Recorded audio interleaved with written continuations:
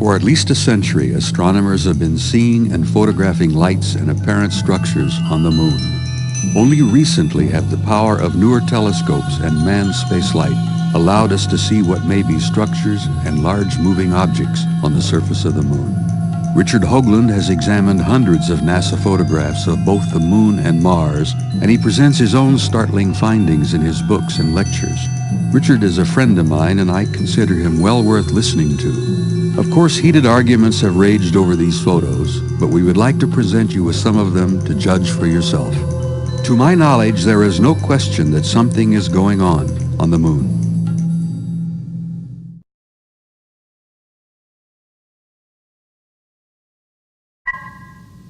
Since July the 21st, 1969, there have been unconfirmed reports that both Neil Armstrong and Edwin Buzz Aldrin saw UFOs shortly after Apollo 11's historic landing on the moon. I remember that day, and I heard one of the astronauts refer to a light in a crater during the television transmission. Mission Control asked for further information, but nothing more was heard.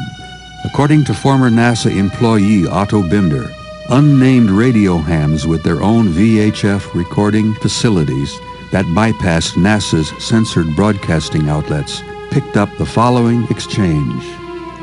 In 1979, Maurice Chatelain, former chief of NASA communication systems for all Apollo missions, had indeed reported seeing 2 UFOs on the rim of a crater.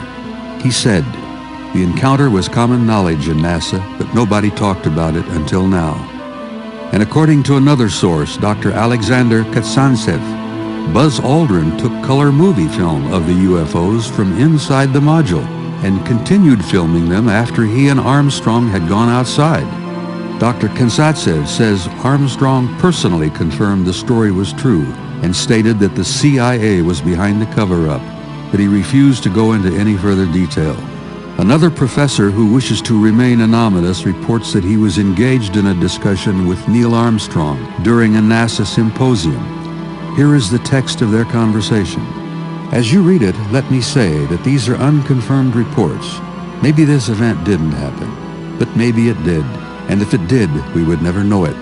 Personally, I think it did happen, and that would explain why we've never returned to the moon, and why the only moon missions flown since the end of the Apollo missions have been military missions at a very high altitude, with none of the images available to the public.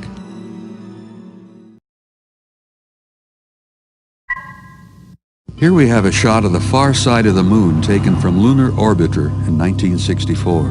A fairly normal-looking picture, until you examine that crater there, next to the big one in the upper portion of the photo. The one that looks like it has a dark spot in the middle.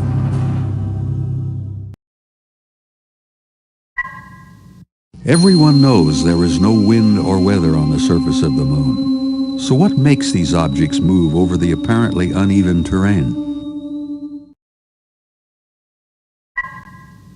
As early as 1787, an astronomer named Herschel reported seeing lights on the moon. Lights and what looked like structures have been reported intermittently ever since.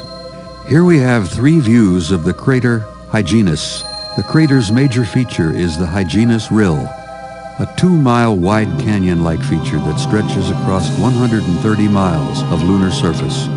It seems to have changed course over the years and formed a few bridges. These apparent changes, along with reports of smoky vapors and glistening color spots, suggest to some observers that some kind of industrial activity is taking place on the moon. The crew of Apollo 15 snapped this image with its panoramic camera during their mission in 1972. Is it a peace symbol, or perhaps a remnant of some past activities on the moon? Or maybe it's just a few naturally formed straight lines. And the images next to it from Apollo 8. It shows something inside a crater that looks artificially built. In light of photos like these, surely our own moon deserves further exploration.